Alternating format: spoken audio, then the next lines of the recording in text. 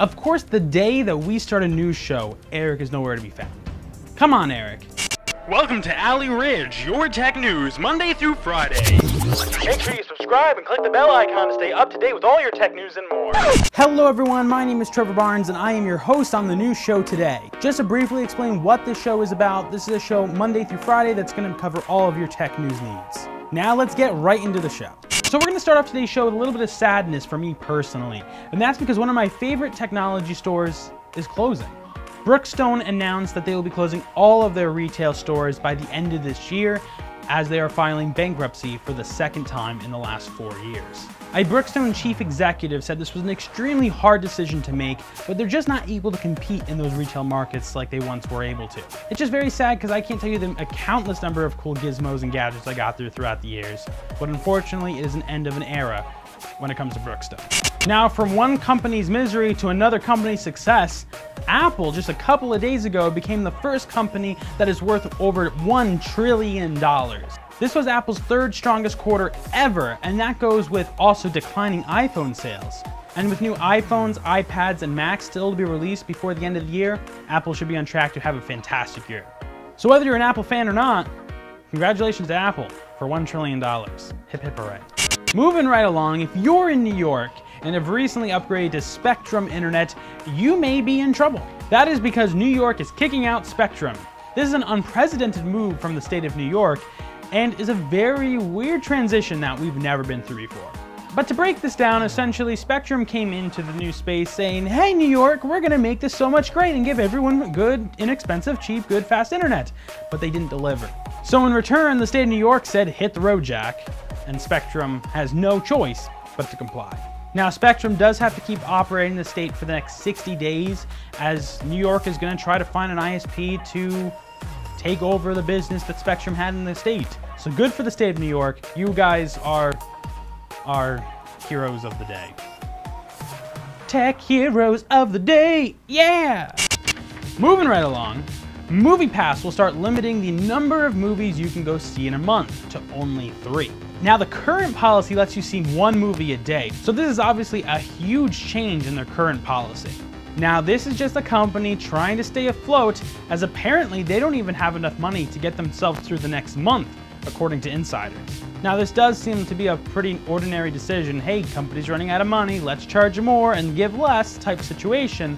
But at the same time, are you still getting a good deal? So let's talk about that for a second, because a lot has changed and a lot's been developing with the story over the last couple days. So about a week ago, they originally upped their price from $9.99 a month to $14.99 a month. Not a huge change, and that was still considering you'd be able to go see movies every single day if you wanted to, not limited to anything. And then just a day or so ago, all of a sudden they said, hey, only 3 movies a month, but we're bringing our pricing back to $9.99. So we're back at that $9.99 a month price tag. So considering you're only spending $9.99 a month to go see 3 movies, that's still a pretty good deal. I don't know the last time you've been to the movies, but it's hard to go to the movies without spending, I don't know, $20 probably per ticket if you go to the right IMAX theater or something. Now, all these changes go into effect August 15th, so if you still have the service and want to go watch all your movies every single day, I would suggest you go do that now before you can't do it anymore. Now, moving right along to some social media drama. Alex Jones is having a little bit of a bad week, let's just say that. This all started last week when 4 videos of his were removed on Facebook. Not noting any specific reasons of the videos, but just apparently against some of Facebook's community guidelines. Now, this is no newsworthy topic for Alex Jones, as this happens all the time.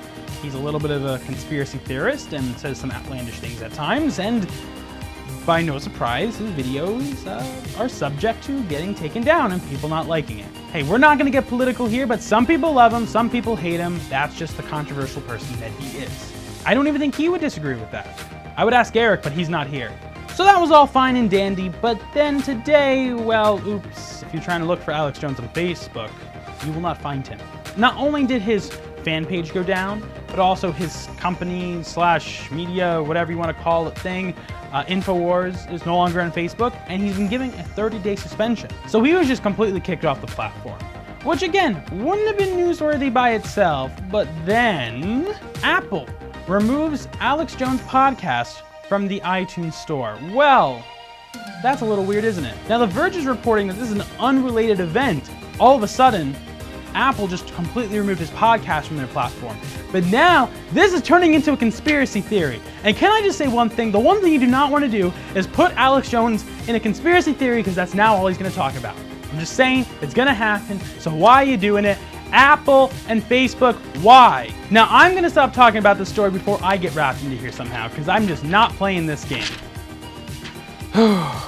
Okay, so right as I'm trying to end this story, apparently we had some breaking news, which just adds to this entire... Ugh. I'm going to say this with the most saddened and disappointment tone in my voice I possibly can. YouTube deletes Alex Jones' channel for violating its community guidelines. YouTube moved on Monday to delete the Alex Jones channel for violating its community guidelines, the latest in strings of move from the tech giants of blah blah blah blah blah blah blah. On July 24th, Jones received a strike on his channel after posting videos that contained hate speech against Muslim and transgender people and footage of a child being shoved to the ground. As a result of the strike, Jones was prohibited from using his channel to conduct live broadcasts for 90 days, but he continued to live stream on other platforms, leading YouTube to terminate his account. So look, I don't want to get into all of the back and forth that this could cause, but let's just talk about one thing really briefly. We are in a weird time on YouTube where you got to be careful what you talk about, where you got to be careful what you say or do and what you show, because it can be considered whatever that is a violation of some policy out there. And whether you agree with this guy or not, or whether he's insensitive or he's not, does he have a right to speak what he wants to say on this platform? I'm going to leave that question to you guys. And if you want to leave some answers down there and we can talk about it and have a conversation, that is always nice to have. The only thing I really have to say about this is don't be pulling some guy that loves conspiracy theories into something that sounds a lot like a conspiracy theory. You remove him from all these platforms in one day and now he has something to prove. Just saying, not the best idea. YouTube and Apple and Facebook and Spotify and whoever else removed him at this point, I don't know. So yeah, sorry Alex, guess you're done. I guess Eric will have to find a new podcast to listen to while he's taking a shower. Well, that's gonna wrap it up for us. I know that because all of my news articles I talked about are now sitting on the floor. Well look, this was our first attempt at a new show, so I don't know how this came out. But what I do know is we're gonna do better every single day until we get it right. Like I said, we'll be doing this show Monday through Friday, so stick around and expect more news from us to come. We don't report the news, we make the news. Oh no, I got that wrong. We don't make the news, we report the news. There we go. So until next time, guys, make sure you subscribe, you like, and you comment, and we will see you guys tomorrow. I don't like them putting chemicals in the water that turn the friggin' frogs gay. Do you understand that? Turn the friggin' frogs gay. Serious crap gay. Frogs friggin' frogs.